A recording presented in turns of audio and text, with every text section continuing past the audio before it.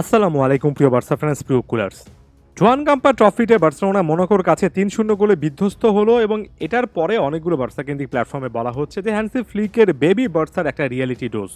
Baby Barca এজন্য বলা হচ্ছে কারণ যে একাদশ কিংবা পরবর্তীতে যে প্লেয়ারদেরকে নামিয়েছেন ম্যাক্সিমাম ক্ষেত্রে তারুণ্যকে প্রাধান্য দিয়েছেন এবং এটাই স্বাভাবিক। এমন একটা ফ্রেন্ডলি ম্যাচ, ফ্রেন্ডলি কাপে জয় পরাজয়টা কখনোই মুখ্য ব্যাপার হওয়া উচিত নয় এবং সে জায়গা থেকে বেবি বার্সা কখনো নেগেটিভলি নিচ্ছি না। তবে ওই যে রিয়ালিটি ডোজ এই জিনিসটাতে ফোকাস করতে যাচ্ছে। বাস্তবতার একটা চিত্র কিন্তু আমরা দেখেছি বার্সা ডিফেন্সকে কেন্দ্র করে হ্যান্সি ফ্লিককেও কিন্তু অনেক অনেক নির্ঘুম রাত কাটাতে হবে।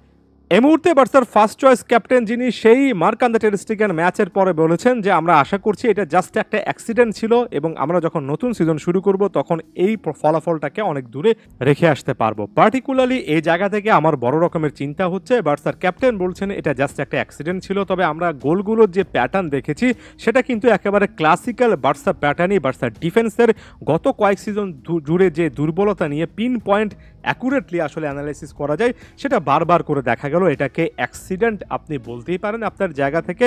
এটাকে অতিরিক্ত বিশাল ইস্যু বানাতে আমি নিজেও চাচ্ছি না। তবে আমার কাছে কখনোই মনে হয়নি যে বার্সেলোনায় এই ম্যাচে যে ডিফেন্সটা করেছে সেটা অনেক করে অচেনা কোনো একটা ব্যাপার হুট করে হয়ে গিয়েছে। বরঞ্চ বার্সার বেস্ট চয়েস ডিফেন্ডারও যখন মাঠের মধ্যে থাকেন তখন অনেক বড় বড় ম্যাচে আমরা এমন টাইপের ডিফেন্সিভ ভুল কিন্তু করতে দেখেছি।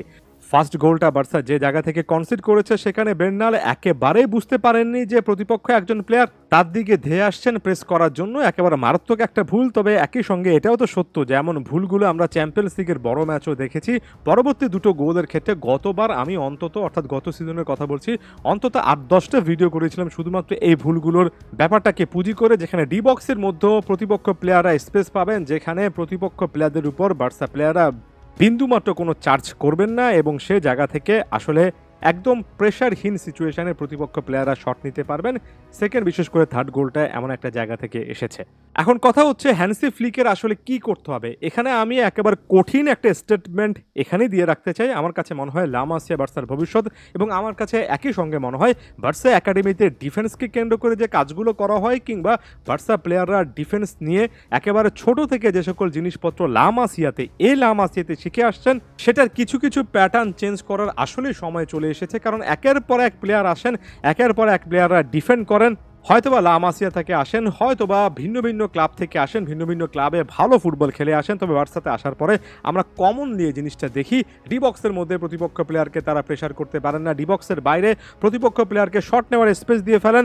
বলটা যদি বাতাসে আসে তখন তারা সেখানে নিজেদের ফিজিক্যাল প্রেজেন্সের জানান দিতে পারেন না। মাঝে মধ্যে তারা একেবারে মনোযোগটা হারিয়ে ফেলে বের্নালের মতো ভুল করে বসেন। মাঝে মাঝে প্রতিপক্ষ প্লেয়াররা অতিরিক্ত হাই প্রেসিং করলে সে চাপটা একেবারে নিতে পারেন না। কমন বার্সা প্যাটার্ন হ্যান্সি ফ্লিকে রীতিমতো কমন। এই বার্সা ডিফেন্সিভ প্যাটার্নগুলোর বিরুদ্ধে যুদ্ধ করতে হবে, কারণ বার্সার অস্থি মর্যায় ওই ক্লাবটাতে ডিফেন্সিভ এই এররগুলো কেন জানিয়ে একেবারে ঢুকে গিয়েছে। সেখান থেকে বের হওয়া আসলে অনেক কঠিন একটা ব্যাপার। হ্যান্সি ফ্লিক একেবারে শুরুতেই একটা অ্যালার্মিং কল পেয়ে গেলেন, সেটা নিয়ে সর্বোচ্চ কাজ করতে হবে এবং বড় বড় মতো সিজন শুরু হওয়ার আগে যে ডিফেন্সকে কেন্দ্র করে আসলে কম আলোচনা বিভিন্ন প্ল্যাটফর্ম হয়েছে, সে ডিফেন্সকে কেন্দ্র করে বড় রকম একটা দুশ্চিন্তা থাকছে। তবে এখনও আশাবাদী হ্যান্সি ফ্লিক এই জিনিসগুলো খুব দ্রুত আইডেন্টিফাই করতে পারবেন। আদিওস ভিস্কা এল বার্সা।